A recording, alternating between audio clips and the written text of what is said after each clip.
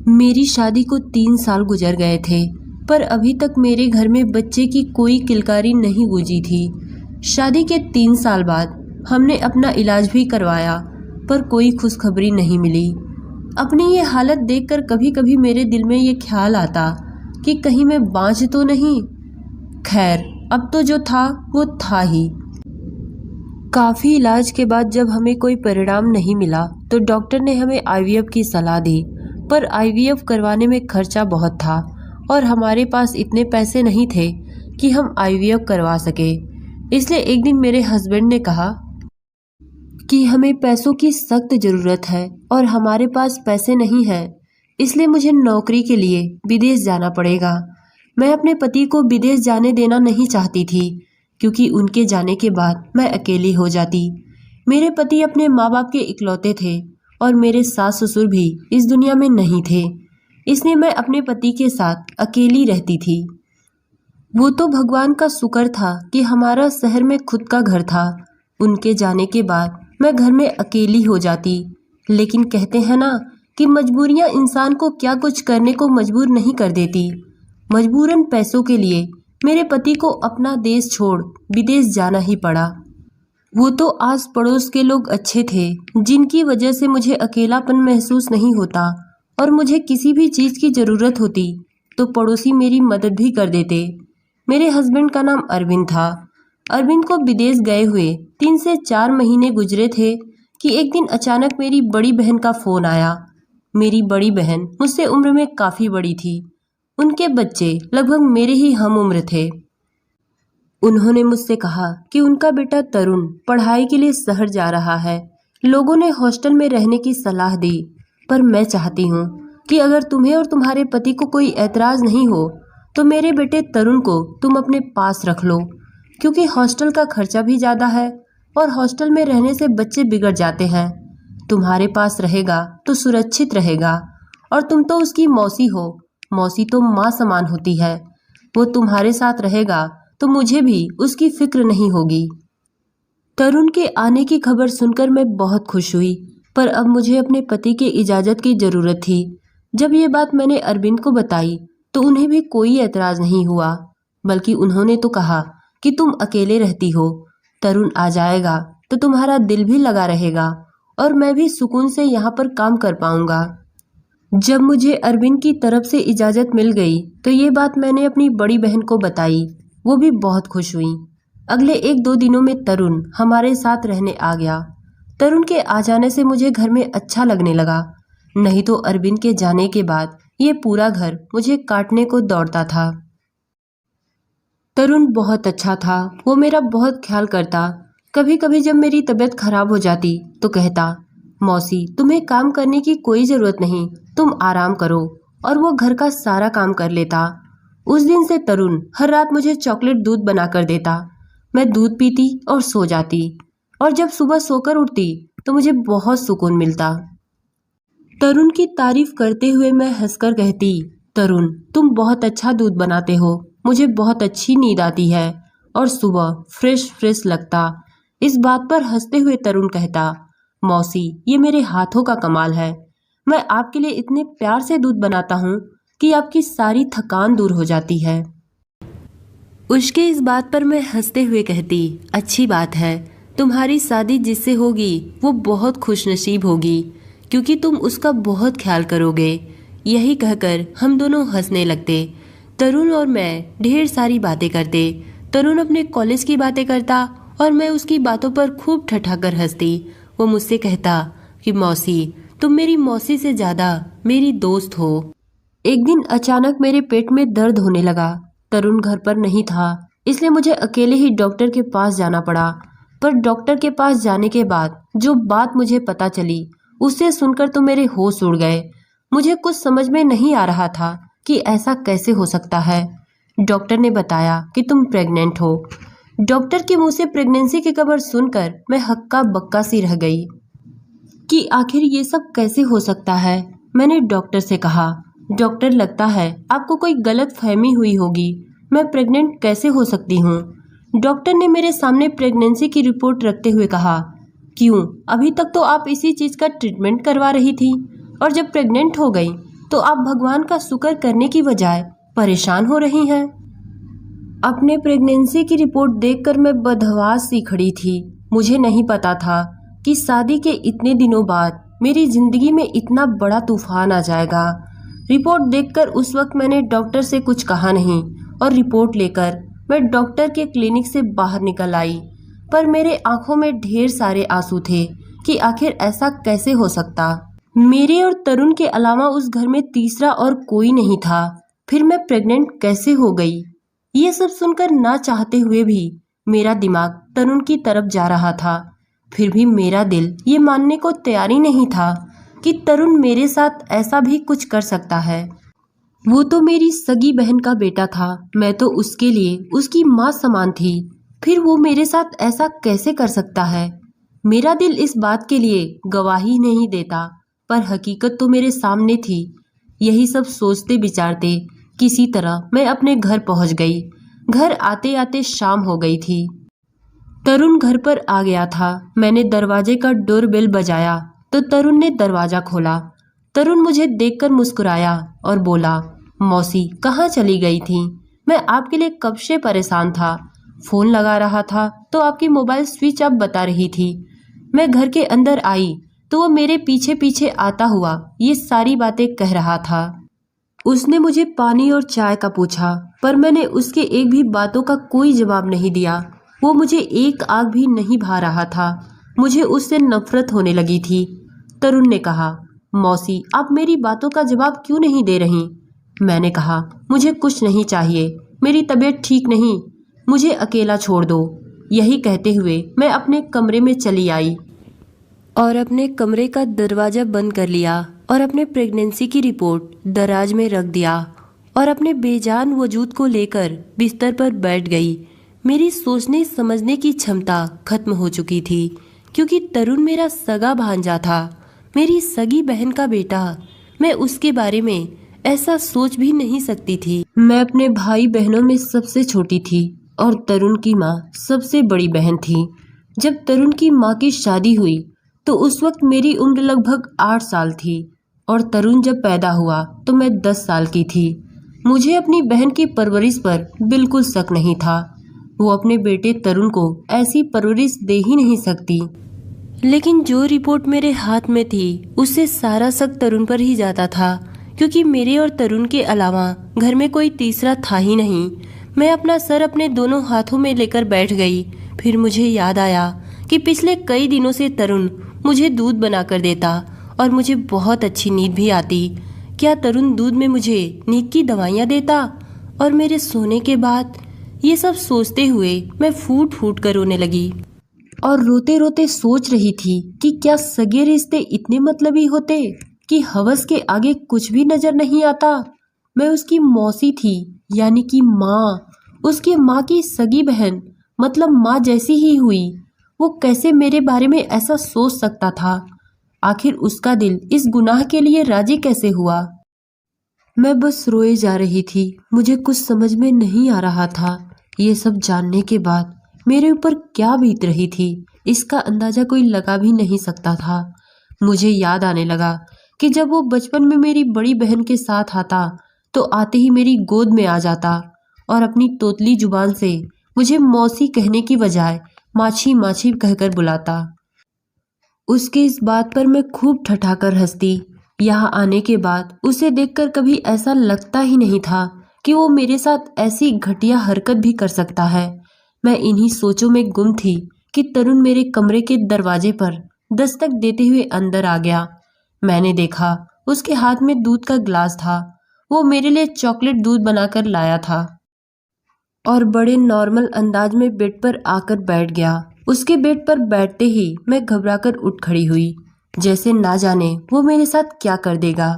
मेरा ये बर्ताव देखकर उसने बड़ी हैरानी से पूछा, क्या बात है मौसी, आप इतनी घबराई हुई क्यों हैं? सब ठीक तो है? ये लीजिए दूध पीजिए और आराम करिए। तरुण ने दूध का गिलास मेरी तरफ बढ़ाया। मैंने दूध का गिलास लेकर साइड टेबल पर रख दिया और सख्त लहजे में कहा, मेरी तबीयत कुछ ठीक नहीं, तुम यहाँ से जाओ, मुझे नींद आ रही है। मेरे सख्त लहजे से वो थोड़ा घबरा गया और उसने पूछा, क्या बात है मौसी, आप इस तरह क्यों बोल रही हैं? उसकी ये हरकत देखकर मुझे उस पर बहुत गुस्सा आ रहा था। मैं सोच रही थी कि इतना बड़ा गुनाह करने के बाद ये मेरे सामने कैसे कैसे ड्रामे कर रहा है। उसकी ये हरकत देखकर मैंने सोचा उसके मुंह पर प्रेगनेंसी की रिपोर्ट फेंक कर उसे एक थप्पड़ दूं, पर मैं ऐसा नहीं कर सकती थी क्योंकि मैं उसे रंगे हाथों पकड़ना चाहती थी। मैंने अपने गुस्से को संभालते हुए कहा, तुम जाओ, मैं सोना चाहती हूँ। मेरे इतना कहने पर वो बेड से उठकर बाहर जाने लगा। जाते हुए उसने कहा, ठीक है, मैं जा रहा हूँ, लेकिन दूध जरूर पीजिएगा। इससे आपको अच्छी नींद आएगी और आपकी तबीयत भी ठीक हो जाएगी। फिर से दूध पीने की जिक्र करके वो कमरे से बाहर निकल गया। मैं यही तो जानना चाहती थी कि ये दूध पिलाकर वो मेरे साथ आखिर कौन सा घिनौना खेल खेल रहा है। उसके जाते ही मैंने उस दूध के गिलास को लिया और खिड़की से बाहर फेंक दिया और कमरे की लाइट बंद करके सो गई। पर मैं नींद में नहीं सोई थी। मुझे उस वक्त का इंतजार था कि तरुण मेरे कमरे में आखिर कब आता है। पर 1 घंटा गुजर गया, तरुण मेरे कमरे में नहीं आया और अब मुझे नींद भी सताने लगी थी। मुझे लगा कि शायद तरुण को शक हो गया है कि मैं सोई नहीं हूँ। मेरे साथ इतना कुछ हो जाने के बाद मैं सहम गई थी। अब मैं दोबारा ऐसी कोई भी गलती नहीं करना चाहती जिससे मेरे साथ कुछ भी गलत हो। अब मैंने सोच लिया था कि सुबह उठकर मैं तरुण से कह दूंगी कि तुम अपने रहने का ठिकाना कहीं और ढूंढ लो। ये सब सोचने के बाद मैंने कमरे का दरवाजा अंदर से बंद किया और गहरी नींद में सो गई। पर सुबह जब मेरी आंख खुली तो मेरे कमरे का दरवाजा बहुत तेज धड़धड़ाया जा रहा था। मैं घबराकर उठी और अपने कमरे का दरवाजा खोला तो सामने तरुण को देखा। उसका चेहरा गुस्से से लाल था। उसने गुस्से में कहा, आपने दरवाजा क्यों लॉक किया था? उसका रोब जमाकर मुझसे यूं पूछना मुझे तबाह करके रख दिया। वो होता कौन है मुझसे इस लहजे में बात करने वाला? उसे तकलीफ इस बात की थी कि उसका रास्ता मैंने बंद कर दिया। जो गुनाह वो मेरे साथ करने वाला था, शायद उसकी तलब न पूरी होने पर वो यूं उखड़कर मुझसे बात कर रहा था। मैंने कहा, तुम होते कौन हो मुझसे यूं पूछने वाले? मेरे बुलंद और सख्त लहजे पर वो कुछ हैरान हुआ था और फिर नरम लहजे से बोला, मौसी, रात में आपकी तबीयत खराब थी, इसलिए मुझे आपकी फिक्र थी। मैं कब से दरवाजा खुलवाने की कोशिश कर रहा था, पर जब आपने दरवाजा नहीं खोला तो मैं परेशान होकर दरवाजा पीटने लगा कि कहीं आपकी तबीयत कुछ ज्यादा ना खराब हो गई हो। मुझे उसकी झूठी फिक्रमंदी और दिखावे की परेशानी देखकर उस पर गुस्सा आने लगा। मैंने गुस्से में कहा, तुम्हें मेरी फिक्र करने की कोई जरूरत नहीं। यही कहते हुए मैं अपने कमरे से निकली और अपनी एक सहेली के घर चली गई। मेरे पड़ोस में मेरी ही हम उम्र मेरी एक सहेली रहती थी। मैं उससे अपने मन की सारी बातें शेयर करती, पर ये बात मैं उसे कैसे बता सकती थी। पर मेरी मजबूरी थी, मुझे किसी न किसी को तो अपने अबॉर्शन के लिए साथ ले जाना था, क्योंकि मेरे पति अरविंद अगले महीने आने वाले थे और अगर मेरी प्रेगनेंसी ज़्यादा दिन की हो जाती तो मेरा अबॉर्शन भी नहीं हो सकता था। इसलिए मुझे जल्द से जल्द अबॉर्शन करवाना था। मैंने अपनी सहेली को अपने प्रेगनेंसी की बात नहीं बताई, सोचा अस्पताल जाकर बताऊंगी। मैंने उससे कहा, मेरी कल डॉक्टर के साथ अपॉइंटमेंट है, मेरी तबीयत कुछ ठीक नहीं, तुम्हें मेरे साथ चलना होगा। उसने कहा, ठीक है। उस दिन मैं पूरा दिन अपनी सहेली के घर पर ही रुक गई, वहीं पर खाना खाया और आराम भी किया। मैंने अपनी सहेली से झूठ बोला कि तरुण घर पर नहीं है और मेरी तबीयत भी ठीक नहीं, इसलिए मुझे अच्छा नहीं लग रहा। मेरी तबीयत ठीक नहीं है और तरुण भी घर पर नहीं है, ये सब जानने के बाद उसने खुद ही मुझे अपने घर पर रोक लिया था। अगले दिन हम दोनों डॉक्टर के पास जाने वाले थे, पर जब मैं उधर से अपने घर आई तो मेरे साथ कुछ ऐसा हुआ जिसे देखकर तो मेरी जान सूली पर लटक गई। मैंने देखा घर पर मेरे पति अरविंद आए हुए थे। वो मुझे देखते ही अपने गले से लगा लिए और कहने लगे, अब बताओ कैसा लगा मेरा सरप्राइज? मैं कब से तुम्हारा इंतजार कर रहा था, तुम्हारा फोन भी नहीं लग रहा था, कहाँ पर थी तुम? उनसे लिपटकर मैं फूट फूट कर रोने लगी और सोचने लगी कि अब क्या होगा, मेरा अबॉर्शन कैसे होगा। अरविंद ने मुझसे कहा, तुम रो क्यों रही हो? अब मैं आ गया हूँ। मैं आने वाला था अगले महीने, पर मैं अभी ही आ गया क्योंकि अचानक मेरी छुट्टी लग गई थी। मैंने तुम्हें इसलिए नहीं बताया क्योंकि मैं तुम्हें सरप्राइज देना चाहता था। उस वक्त मैंने अपने अंदर छुपे हुए दर्द को किसी तरह संभाला और ना चाहते हुए भी अरविंद के साथ मुस्कुराई। मैंने किसी तरह रात का खाना बनाया। खाना खाने के बाद तरुण अपने कमरे में सोने चला गया और मैं और अरविंद अपने कमरे में। अरविंद बहुत थके हुए थे। वो थोड़ी बहुत मुझसे बातें किए और फिर सो गए, पर मुझे पूरी रात नींद नहीं आई। मैं इसी सोच विचार में थी कि कल मैं अबॉर्शन के लिए कैसे जाऊंगी। कल क्या, अब तो मैं किसी भी दिन अबॉर्शन कैसे कराऊंगी, क्योंकि अब तो अरविंद आ गए हैं। अगर इन्हें मेरी सच्चाई पता चल गई तो मेरा घर टूटकर बिखर जाएगा। यही सब सोचते विचारते कब सुबह हो गई पता नहीं चला। मैंने देखा अरविंद सोए हुए थे। मैं कमरे से बाहर सोफे पर जाकर बैठ गई। मैंने देखा तरुण अपने लिए चाय बना रहा था। वो किचन से आया और मुस्कुराकर बोला, कैसा लगा आपको अरविंद मौसा का सरप्राइज? मैंने उससे गुस्से और नफरत से देखते हुए कहा, किस कदर ढीठ और ड्रामेबाज इंसान हो तुम। ऐसी मासूमियत से भरी अदाकारी कैसे कर लेते हो? शर्म नहीं आती तुम्हें? एक तरफ मौसी कहते हो और दूसरी तरफ। मैं ये सब सहते सहते थक चुकी थी, इसलिए बिना सोचे समझे मेरे जो मन में आया मैंने कह दिया। और वो था कि अभी भी मुझे हैरत भरी निगाहों से देख रहा था। कहने लगा, मौसी क्या कह रही हैं आप? मुझे आपकी बातें बिल्कुल समझ में नहीं आ रही। मैंने ऐसा भी क्या किया है कि आप मुझसे इस तरह बातें कर रही हैं? मैंने उसे गुस्से से देखा और अपने कमरे में गई तो देखा अरविंद अभी भी सो रहे थे। मैंने दराज से रिपोर्ट निकाली और तरुण के पास चली आई। तरुण वहीं पर खड़ा था। मैंने गुस्से से वो रिपोर्ट तरुण के मुंह पर फेंक दी। मैंने कहा, ये पढ़ो और अपना मनहूस चेहरा लेकर अरविंद के उठने से पहले यहाँ से दफा हो जाओ। मैं गुस्से से दबे लहजे में बोल रही थी क्योंकि मैं नहीं चाहती थी कि अरविंद को इस बात की भनक भी पड़े। तरुण ने वो रिपोर्ट उठाकर जैसे ही पढ़ा उसके चेहरे की रंगत उड़ गई। इससे पहले कि वो कुछ बोलता तभी वहां पर अरविंद आ गए और सीधा तरुण के पास गए और उसके हाथ से रिपोर्ट लेकर पढ़ने लगे।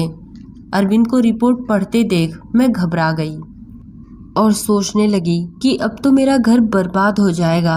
ये सब जानने के बाद अरविंद मुझे छोड़ देंगे। यही सब सोचते सोचते कब गिरकर बेहोश हो गई पता नहीं चला, और जब होश आया तो अपने आप को हॉस्पिटल में पाई। मैं बेड पर लेटी हुई थी और अरविंद बड़े गौर से मुझे देख रहे थे। तरुण भी वहीं पर खड़ा था। अरविंद को देखते ही मैं रोते हुए कहने लगी, अरविंद इसमें मेरा कोई कसूर नहीं है। तरुण ही दूध में मुझे नींद की गोलियां देता था। भगवान के लिए मुझे छोड़िएगा मत। मैं आपसे बहुत प्यार करती हूँ, आपके बिना नहीं रह सकती। मेरी बात सुनकर अरविंद मेरे पास आए और मुझे गले से लगा लिया और कहा, तुम इतनी परेशान क्यों हो रही हो? मैं तुम्हें कभी नहीं छोड़ूंगा। मैंने तुम्हारे सारे टेस्ट नए सिरे से करवाए। तुम प्रेग्नेंट नहीं हो। शायद किसी और की रिपोर्ट तुम्हारे रिपोर्ट के साथ बदल गई थी।